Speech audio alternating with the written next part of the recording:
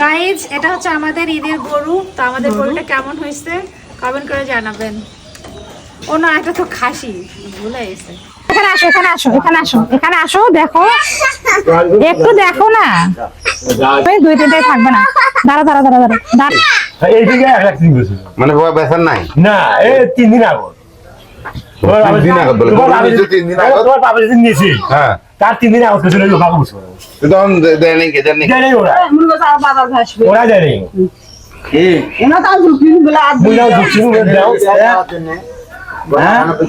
মানে গালে 2-3 হাতে তুমি ধরো তো ওই পাশে যায়। হ্যাঁ এদিকে আসো, আজান আসো, আসো না একটু। মামা এদিকে আসেন তো।